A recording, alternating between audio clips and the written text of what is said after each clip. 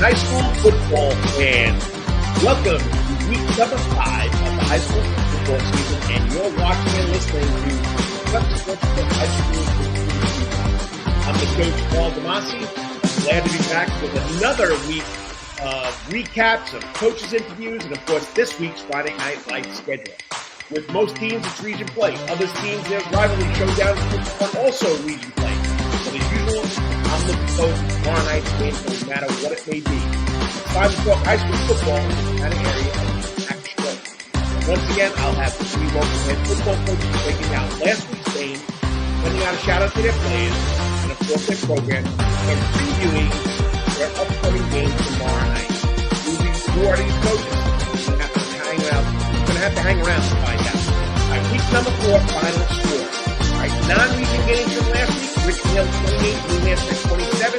Richmond Hill ties it with a 44-yard field goal, no time on the clock. It goes to overtime. Richmond Hill scores a 2-point conversion. New Hampshire has an undefeated rank. Calvary all over Jenkins 48-0. Brunswick 49, Island 0. Now region 3-3A started region play. Johnson beat Beach 35-17. Johnson was down 10-0. They took a 21-10 lead at halftime before they scored out. Johnson 3-1, 3 straight wins in region play. Johnson is 3-1. Okay, they're 1-0 in region play with that big comeback win against Beach last Friday night. Calvary Day School 47, Liberty County 19. Calvary got down 19-14 at halftime, but the offense woke up. They wound up winning, like I said, 47-26. Just a great game out of Merklinger, Strobridge, Lucas, Smith, Coleman, all played a big factor in that win offensively in the second half. Savannah Christian, all over. Savannah Country Day 45-6, 31-0 at halftime. Savannah Christian, Calvary tomorrow night. Bryan County comes back to beat Portal, down 24-28. They scored a touchdown, I think, in the last minute of the game. Bryan County goes to 3-1. Portal had started out 3-0, best record since 2005, but Bryan County, the Redskins, they're hot this year, and they knock them off. Cross Creek all over. Savannah High 32-8. Memorial takes down Notre Dame Academy 42-13. Pretty impressive Memorial Day School. Memorial's junior quarterback, Tyler Kindle, threw 6 touchdowns. 4 of them went to Julian Zamora. Pretty impressive. They'll take on rival in a non-region game. They'll take on rival St. Andrews tomorrow night at St. Andrews. Bethesda wins by a forfeit over Cross Creek Schools, or Cross Schools. Sorry, Bethesda wins by forfeit over Cross Schools. They go to 5-0. Don't forget, Prep Sports Report Ticker has your scores at the top of the web page of the PrepSportsReport.com. So check it out there on Friday nights. Now, we're looking forward to tomorrow night's games under the lights. Well, here's the schedule. Starts out with, of course, Richmond Hill now playing in Region 7A with the big boys, and it's Region 1, Classification 7A in Region 1. They'll travel to Coffee County, In Georgia High School 3A, Region 3, Groves at Beach, Savannah Christian X, Calvary Day School, that's a biggie. Liberty County is at Johnson, that's another one, but they're playing at Savannah High. And Country Day has to travel to Long County. Now in Georgia High School State Association 2A, Region 3, Windsor Forest takes on Vidalia. Vidalia's hot, so it's going to be a tough one for the Knights going on the road for that one. In Skeeza, Bethesda comes in 5-0. They'll host Palmetto Christian in a 2A Region 1 game at Daffin Park. Non-region games, the Battle of the Hand taking place at Effingham County High School. At least 10,000 people will be there. South Effingham at Effingham County High School. Wayne County comes on to takes on Jenkins at Memorial Stadium. Benedictine, after a week off, another big game. They're 2-2. They're traveling to Bowles School in Florida. That's Jacksonville, Florida, for that game.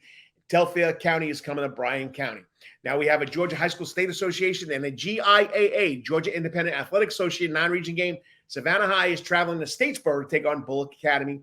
And a Georgia Independent Athletic Association non-region game, Memorial Day, will be at St. Andrews. Don't forget, Prep Sports Report Ticker at the top of the page. We'll have your scores, but please send them to us. Here's my number, 912-507-9158. Text me your score so I can post it on the Prep Sports Report sports ticker at the top of the webpage. All right, so tonight's show features 3 local head coaches. Getting his first win from Memorial Day School, head coach Javares Taylor, we know him as Jaha. Savannah Christian head coach Baker Woodward, coming in at 4-0, taking on crosstown rival Calvary. And we'll wrap it up with the elder statesman of the high school football coaches here in the Savannah area. He'll be taking on Savannah Christian over there at 63rd and Paulson, Specialty Sports Complex, MC Anderson Field. That's, of course, the head coach, Mark Stroud. Stay tuned. First up, Jaha Taylor at Memorial Day School, their first win.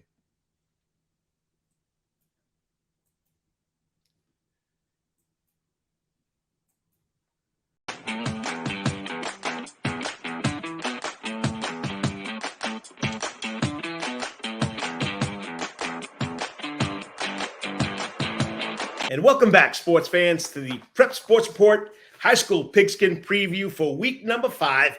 But we like talking to the coaches on the show, and this next young man's been waiting for this. First head coaching job at Memorial Day School, first head coaching job, and it happens to be at Memorial Day School. The Matadors started out 0-2. They did play a game, though, that went one quarter. They were up 7-0, and they canceled the game. But a big win last Friday night against Notre Dame Academy. Memorial Day was winners 42-13. They're slinging the ball over the place. The quarterback threw 6 touchdowns, and this young man did everything at Savannah State when he done it all. Now he's the head man. He's learning the tricks of the trade being a head coach, because it's not just all about coaching now. Joining us now for this week's edition of Meet the Coaches on the Prep Sports Report High School Pigskin Preview is Memorial Day's coach, Javares Taylor. Coach, congratulations. I know I've been stumbling and bumbling, but you know what? It's been a long day. But anytime I can talk to a coach that's got his first win, congratulations. I appreciate that very much, man. It's been a weight lifted off my back. Well, you've been small in numbers, and, it's not like the games you've been in, you'd be getting blown out. I mean, you've been staying with the teams, but you're small in numbers. I mean, the one game, first quarter, you were up 7-0, and the weather canceled the game. So it's not like you're not in it. The kids are playing hard for you. Yeah, most definitely. They are. They're starting to buy in too, and that's the first sign of we're moving in the right direction. Well, that's good. So tell us about the game. I mean, your quarterback, junior quarterback, Tyler Kindle, 20 of 26, 305 yards, 6 touchdowns, and I think 4 of them went to, help me out, Julian Zamora? Yes, sir, Julian Zamora. Well, Tyler Kindle, man, he's a really, really hard worker. He's He really wants to be a great quarterback, and he wants to be recognized in the city of Savannah. So, we had to dig in our bag because we believe that we have some of Savannah's top athletes. They just have to be exposed. So we wanted to expose that and show them that we can throw the ball around like the best of them. And as you see that we come up with 6 touchdowns. We ran, everything inside the playbook. We ran every route. We threw every route. We didn't really open it up as much as we needed to, but we put it on the platform for Savannah to see.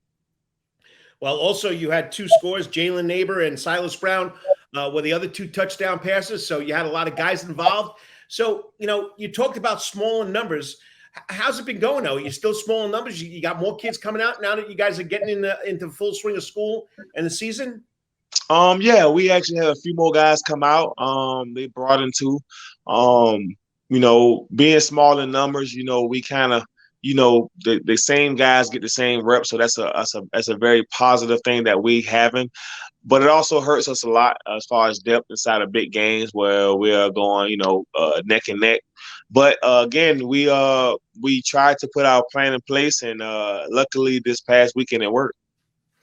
Yeah, well, anytime you get a win. So how does it feel getting your first win as head coach? Again, it's a weight lifted off my back. It's something that I dreamed of, becoming after I left out of playing the sport, becoming a coach and getting my first win, my first knocks in the W column. Again, I'm celebrating it. I got everybody talking about it. My family is, truly congratulating me. But it doesn't stop there. It doesn't, so I'm really, really trying to, get my first win in season as a head coach. Well, it definitely got to have a goal to do that, and every coach wants to have a winning season.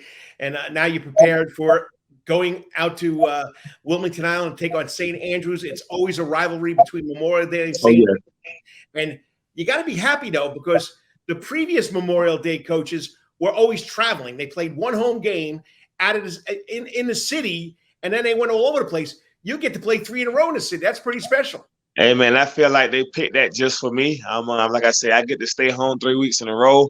I get to bring my family and friends out. Again, I get to be around some special people. Just like the past game, we had a very very nice crowd out there. The community really came out and showed support. And hopefully this weekend here we can have the same and make sure this game is just as just as rowdy, just as crowded as the last one. And I know, you played in a lot of rivalry games, former football player, high school, college. Now you get to coach in your first really big-time rivalry game. What are you looking for in this game? I'm looking for a lot of excitement. I'm looking for a lot of big plays. I'm looking to create great moments, memorable moments. I'm looking to win. I'm looking to take them down. I'm going to call it a spoiler alert. I'm looking to have a spoiler alert. Again, I just want to make sure that we still having fun though, and it's very competitive. And again, we come out the game with our heads hung high. Well, you've probably been watching film already on St. Andrews. They got 2 very talented brothers, one at quarterback, one at wide receiver. They got a lot of hard workers in the trenches. Kevin Prezant comes over from Benedictine, is trying to instill that winning atmosphere at St. Andrews. So what are the 3 keys for you guys to be the spoiler Friday night against St. Andrews? To put it on air, stop 3, stop 3, stop 12. 3. And that's Zaire Edwards, okay? That's the wide receiver, running back, you name it, he does it all for them. Yes, sir. So, anything else that you want to talk about that's going on over there at Memorial Day School with the season, and how's the community coming together, or how's the school backing you guys? Yes. Again, we had a close net school where everybody, come together. We like a small net family. From the parents to the teachers to the administrators to the community of the school. I mean, they're truly, truly behind me, and they have my best interests at heart. They support me in every way. They're willing to give me the shirt off their back. They tell me that. Just recently after this big win, I had a parent in the parking lot just put me to the side and say, "Coach, we appreciate what you're doing, and we love the way you're coaching these kids, and keep doing it." And that right there lets me know that it's not technically all about football. They just enjoy the fact that they're young adult is being coached to be a adult, and I take pride in that. And so, like I said, it's been truly great, and it's been an experience that I wouldn't trade for nothing in the world. Yeah, and I know you're a typical coach. You don't look next week or the week after, but you haven't even started region yet. So what does the region look like for you guys? Just right now, again, this wouldn't call it a tough region, but that's what we're gearing up for. We want to win every game, but we want to make sure that we are prepped and prepared. So when region play kicks off, we are seasoned. We understand what we have to do. And we understand the assignment. It's going to be tough, considering that I'm bringing new answers to the team, and I'm creating a new offense. I'm instilling new will, new power, new culture. So again, I believe that we can go in there and give it a good fight, and hopefully we come out on top. Well, there's 3 parts to a season. You got the preseason, the region, and then, of course, the playoffs. And hopefully the Matadors will be in that 3rd season after you finish the region season. But once again, congratulations, Javares. Great job. I know the kids are having a lot of fun with you, because I used to be the same way. I want to throw the ball around. I mean, I want to make it exciting and fun. And, I guess you would call it the Matadors is the fastest game on turf right now for Savannah area, right? Yeah, I think we have. I mean, looking at it right now, I don't know. I mean, I may be missing something, but I think we have thrown the most touchdowns in the game thus far. You probably have. Yeah. So once again, keep it up. Congratulations. Good luck. And we look forward to the results Friday night against St. Andrews out at St. Andrews School on the Marsh. Good job. And I'll be talking to you during the season again. Thank you. Come support. You got it. Thanks, Coach. All righty. I mean, there's a young man that brings a lot of energy to the table, a lot of knowledge. I mean, a lot of playing time. I mean, he just had it all when he was at Savannah State, and now he's taken all that experience under his belt in all the different places that he has coached under his belt, and he's doing a great job. And first win of the night, big win for Memorial Day, 42-13 over Notre Dame Academy. Big game Friday night against their rivals, St. Andrew's School on the Marsh. Next up, we might talk a little Savannah Christian football with Baker Woodward.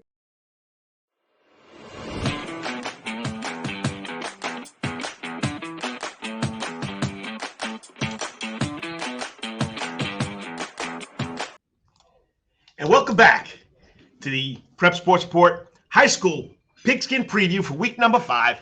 Just finished off with Memorial Day School getting a big win last week.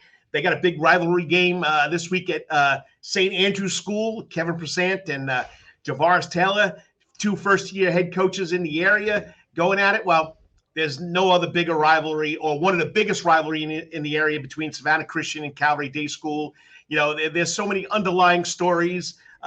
You got the former Cavalier quarterback, now the head coach at Savannah Christian. You got the former Savannah Christian quarterback, not quarterbacks coach, quarterback. He was the quarterback at Calvary. Now the quarterback at Savannah Christian is the offense coordinator at Calvary. The old head coach at Savannah Christian, won a state title, is now helping out at Calvary. I mean, there's so many storylines, but this guy's been in the rivalry. He's coached in a rivalry, and we just want to talk to him about what's happening Friday night there at MC Anderson Field. They got to travel down 516 and turn up waters to get there, but to his old stopping grounds. Joining me on the Coach's Corner hot seat, of course, as always, great guy, great coach. Glad that he's still in this area, Baker Woodward.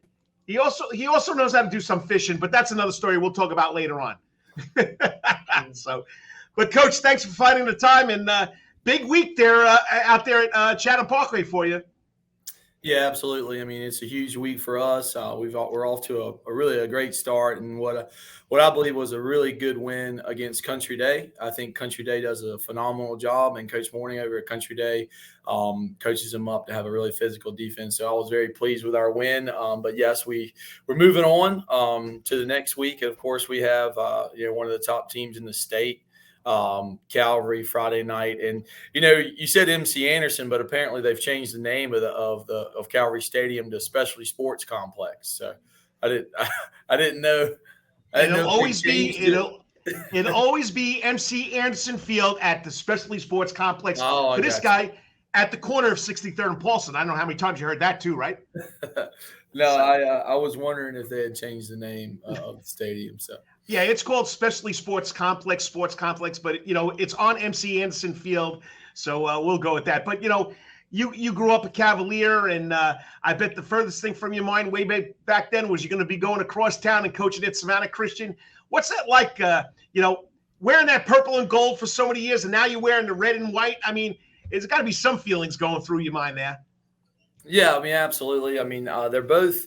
That's what I keep telling people is they're both schools that are Christian-centered schools, and they're both trying to accomplish the same thing, trying to teach academics from the Christian perspective. And so, yeah, but I mean, hey, it's a rivalry. There's no doubt about it. It was weird at first. I think my first year at Savannah Christian, but now it's just I tell people, hey, when I had the chance to choose, I mean, I chose Savannah Christian. That's where I'm working right now. And so, just very excited about being able to coach in this rivalry, having to played in it before, and remember as just a young freshman, at Calvary at the time, where they're just bringing in more seats over at MC Anderson Field because of the amount of people that are going to be there. But, throughout the state, there's a lot of good rivalries, but this has to go down as one of the top in the state for sure.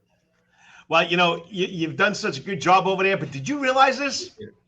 Against the two biggest rivalries that you take on, Calvary and Savannah Country Day, you have an 8-3 record, buddy. 8-3 record. How about that? That's good news. That's good news, man. Trust me. I don't know if I do remember a couple of the 8s, but I tell you, I remember the most the 3 losses, and those were heartbreakers. And last year Calvary with just an excellent game plan. We were a young team, and we didn't play our best, but that's a good record. And obviously, it's not me; it's the players that we've got here, and it's my assistant coaches have done a phenomenal job. And of course, our guys get up for for these two rivalries, and hopefully our guys will be ready for Friday. Right now, we've had a excellent week of practice. Obviously, we have 2 more practices to go. But so far, I mean, it's been hot. All of a sudden, last week it was pretty good. All of a sudden this week we're in the 90s and we're watching that wet bulb and trying to make sure we can get practice in. And but our guys have done such a phenomenal job practicing this week. I felt like we had a really good Tuesday practice.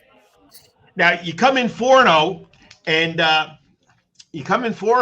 and you really haven't played a full game with your starters, a full 4 quarters. You should have 16 quarters under your belt with your starters, but really, you probably got about 8 to 12 with your starters.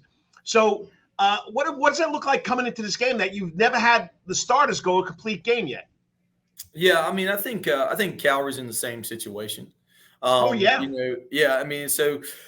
We've had a couple of blowout wins, and we got our second team, third team in. And of course, Country Day, I felt like it was going to go 4 quarters. And regardless of, we had a plan going in that, hey, we've got to get ourselves in shape. Regardless of what the score may be, we're going to try to play our ones for 4 quarters just to get them in playing shape. But at the same time, be smart. I think it's a catch-22 because you don't want to keep people in the game and get someone hurt when you're winning, right? But at the same time, you got to be conditioned for those 4 quarters games. So, yeah, you're exactly right. That worries me. But because, I think for sure Country Day was the longest our starters have been in the game.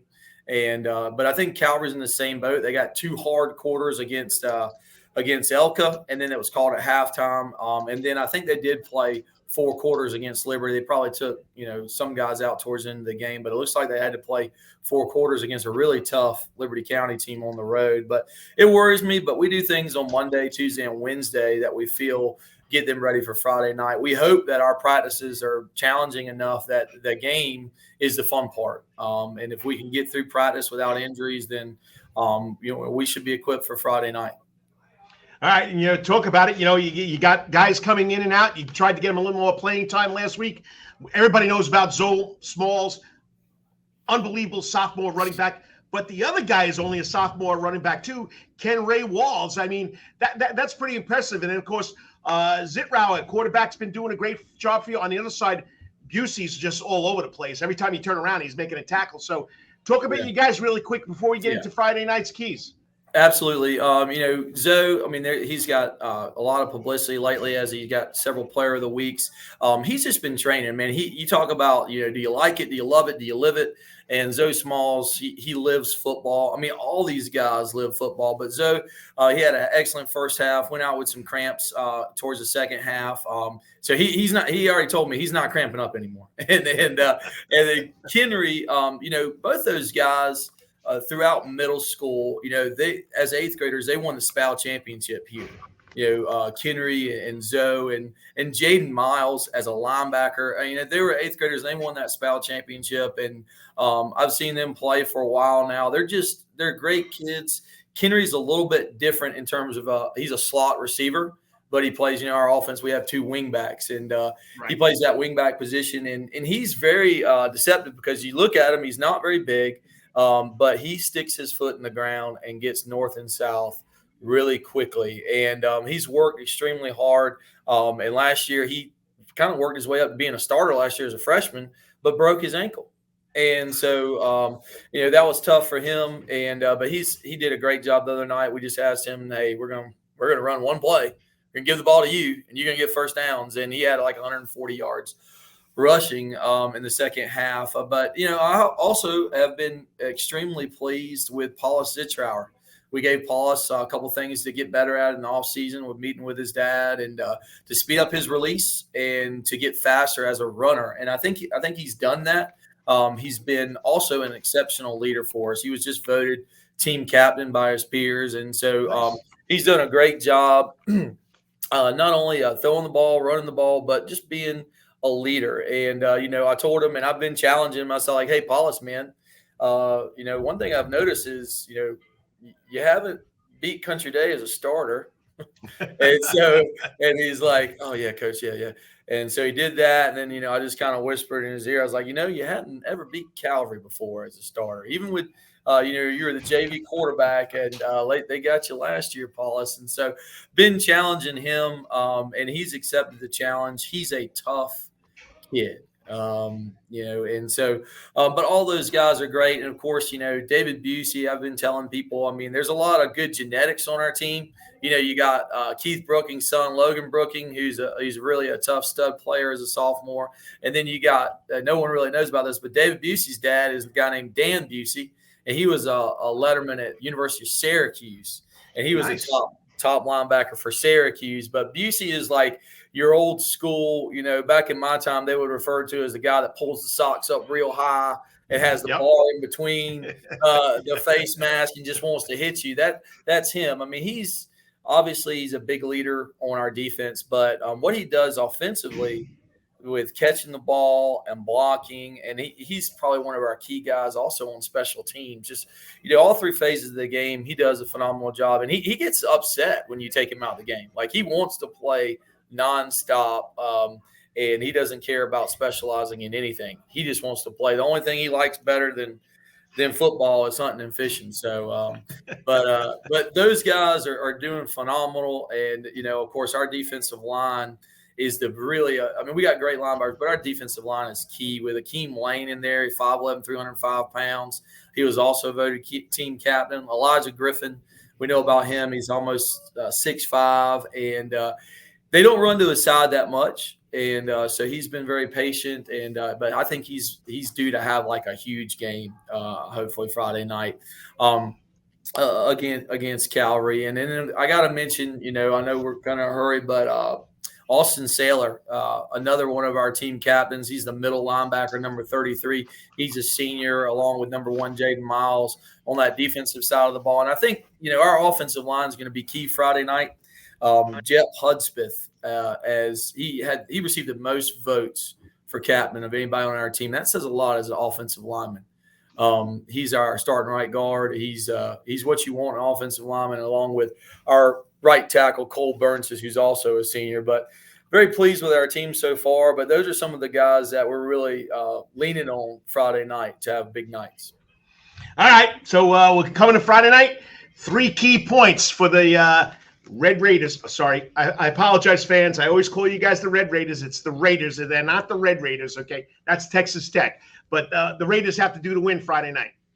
Yeah, I think the first thing we have to do is start fast. We always talk about, how key it is to start fast at the beginning of both halves. Most of the games are really kind of won at the beginning of the halves. If you think about it percentage-wise, it doesn't mean you can't come back and win, but we've got to start fast at the first part of each half.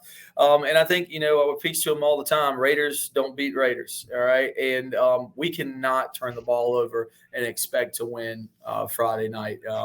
Calvary's a very talented, well-coached team, and they've got talent all over the field. So we have to hold on to the ball, and it's going to come down to tackling. Our defense, I think, is going to be in the right position.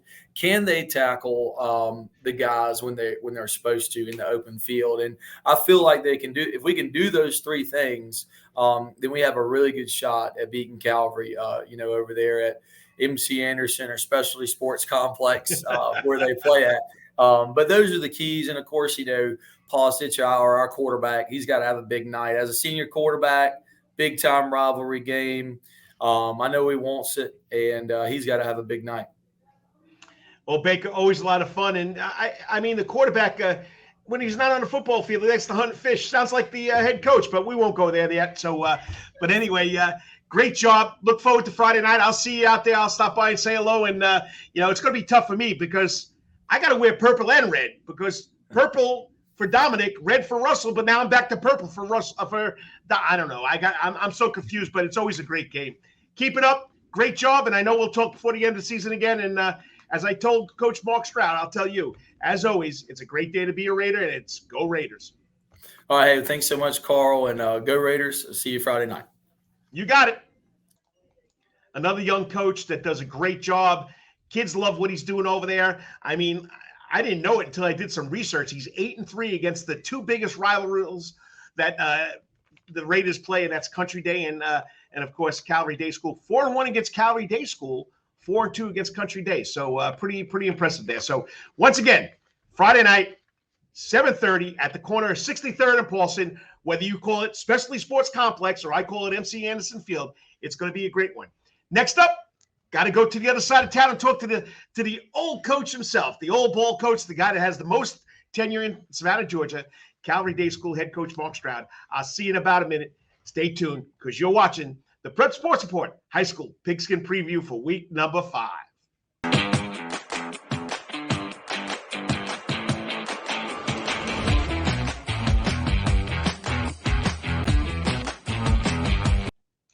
And welcome back to the Prep Sports Report High School Pigskin Preview for week number 5. The last coach on the show is not the last man in the area, but he's been doing this a long time. He loves what he's doing, and he's played Savannah Christian a number of times.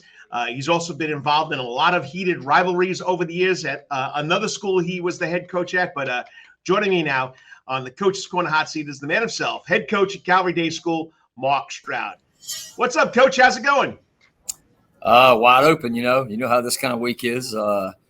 Everybody's getting after it, anticipating, trying to rush the clock up a little bit and then slow it down because you don't think you're quite ready. So, it's a great week for high school football for us for sure. You and I have been around football for a long time. I haven't been a head coach for a while though, but rivalry week is something special, and you just mentioned it. Tell us what these kids are feeling. Going up against a crosstown rival, and it's not just one. Then you got to come back and play Country Day in a couple of weeks. Tell us what it means to the kids right here. Well, you know how it is. It's bragging rights all year long for those kids. A lot of these guys know each other well, and it's a situation where you want to kind of continue to pass the mantle on to the next group, and you want to make sure that you take good care of your part in the rival game. So we want to try to get them to be relaxed when we get to the game. But there's a lot of intensity going into it, a lot of excitement going into it, just because, hey, it's nothing like, teeing it up with somebody that's got something against you all year long. It's both teams get a chance to do that. Which one is more electrifying?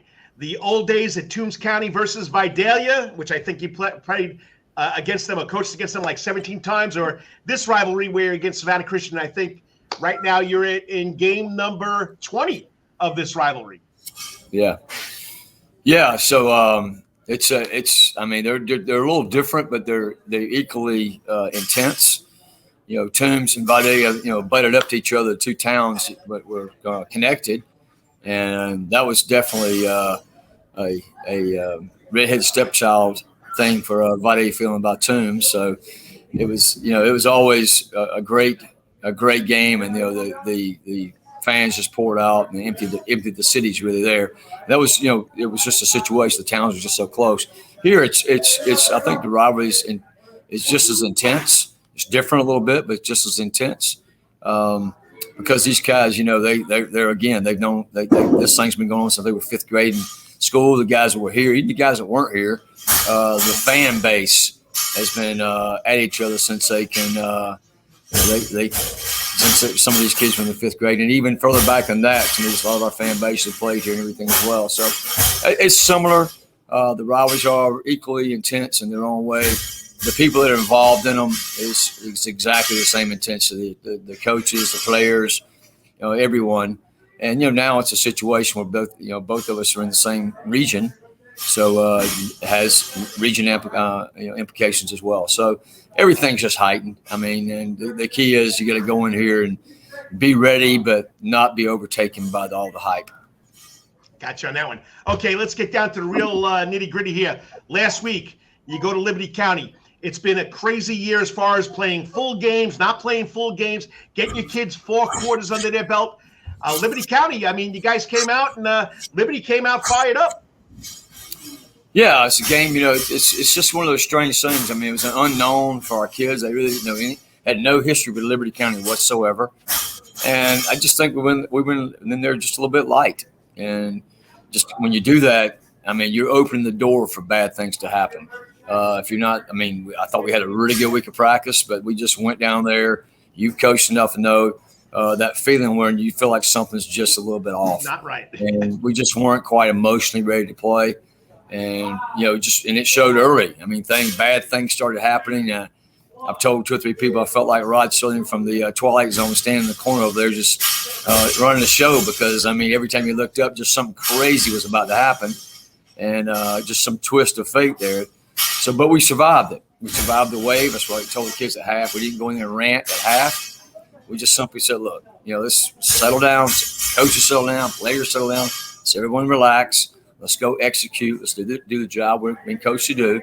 And, we'll be fine. We just got to go take care of business here. So I was really proud of our guys for coming out in the second half and settling down, going out and executing the game plan on both sides of the ball and finishing up well. But listen, Liberty's got a good team and they got a lot of speed. And that, Yes. speed, you just can't account for that all the time.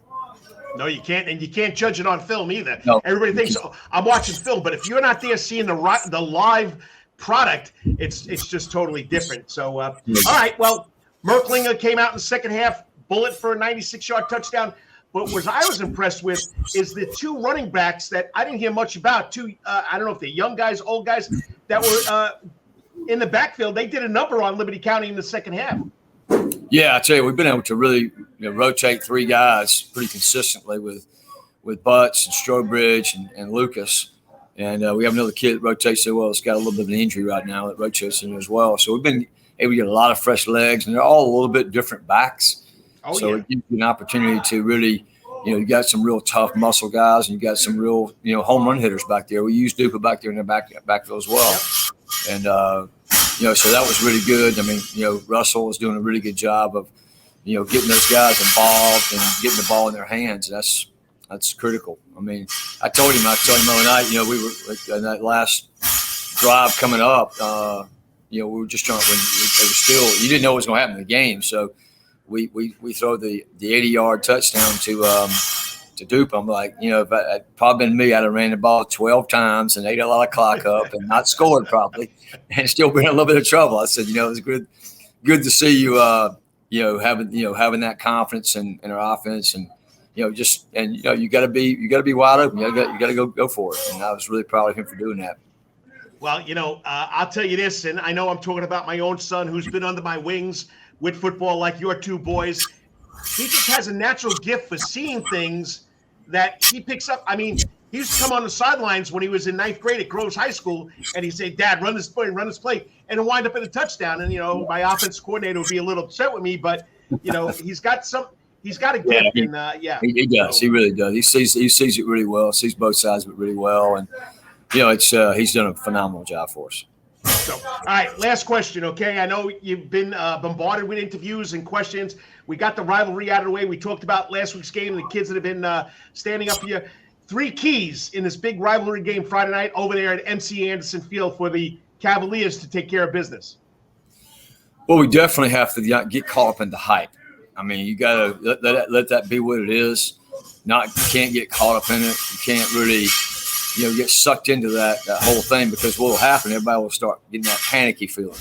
If one little thing goes wrong or they make a big play or whatever, the panic feeling will set in if you're overhyped or you get caught up in the hype. So we got to control our emotions. We can't get, they have a good football team.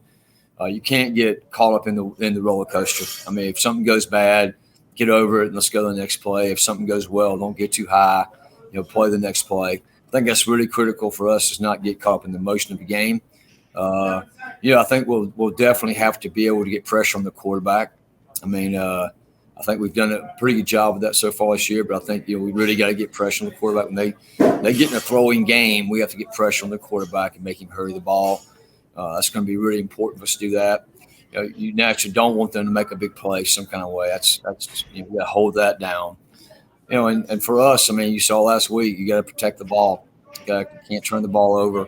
I know we'll come in with a good balanced attack offensively, so I know that'll be in place. But we just can't turn the ball over and take what they give us. Well, Coach, you've been doing this a long time. Another rivalry game, and I can tell you're excited about it. Know how long you've been doing. So best of luck, and I'll see you there on Friday night. And as we say, or as you guys say over there at 63rd and Paulson, go Cavaliers. Thanks, Coach. Appreciate it. Thank you. Thanks for taking the time, Coach. Thanks, brother. See you. All right. Mark Stroud, just a great guy. Been doing this for a long time. And like I said, he's excited about it, just like the kids are. You can tell. And he's been doing it a long time. It's not, he's, got like 30-something years on the sidelines. And like you said, his biggest rivalry when he was at Toombs was Vidalia, two towns that are close to each other. It's just a different atmosphere. But now Savannah Christian, Calvary, and Throwing Country Day, whenever they get together, it's going to be a barn burner. So once again, thanks for Mark Stroud coming on. And we'll finish this out. I'll come back with the end of the Prep Sports Report High School Pigskin preview for week number 5. Stay tuned.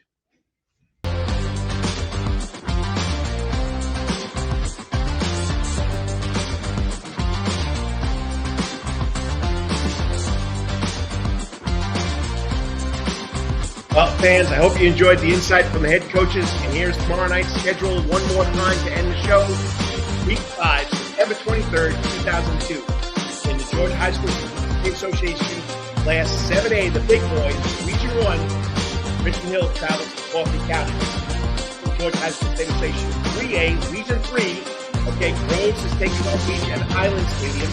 Savannah Christian and Calvary Day School, one of the biggest rivalries in town. Get there early if you want to see. Both undefeated in region play, both undefeated on the season. It's going to be a packed house. Liberty County comes to take on Johnson at Savannah High.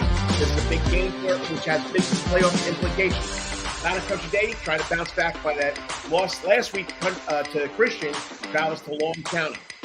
Georgia High School State Association 2A, Region 3, Wake Forest has dropped down to Class 2A. Traveling to take on Vidal. In South Carolina Independent School Association 2A, Region 1 game, the 5-0 Blazers are hosting Palmetto Christian at Dafford Park. The Georgia High School Association non-region, nothing like the Battle of the Ham. South Effingham at Effingham County, there's going to be at least 10,000 people. Once again, I'm going to say it again, another rivalry game. If you don't get there early, you're not getting a seat. Wayne County comes in to take on Jenkins at Memorial Stadium. Benedictine, after a week off, travels to Bowl School in Jacksonville, Florida. They're going to rebound after that tough loss last week where 2 weeks ago against Ware County. Telfair County comes on and takes on the upstart, turning everybody's head, Ryan County Redskins. All right, Georgia High School State Association, Georgia Independent Athletic Association, non-region game. Savannah High travels to the state tour to take on Bullitt Academy. Right here, another rival game out on the marsh. In a Georgia Independent Athletic Association non-region game. Rivals. Used to be region foes, but they've always been rivals. Memorial Day School, the Matadors, comes on to take on the Lions at St. Andrews. Don't forget, Prep Sports Report has a ticker at the top of the website. Send me your scores. Text me your scores. Here it is. 912-507-9158. Text the coach your score so I can post them during the night. Live. 912-507-9158. Once again, I got to thank the head coach that came on tonight's show. First of all, congratulations to Memorial Day School head coach Javares for winning his first high school football game as a head coach. Savannah head coach Baker Woodward doing a great job over there at Savannah Christian, taking on his former school, Calvary Day School, where he went to.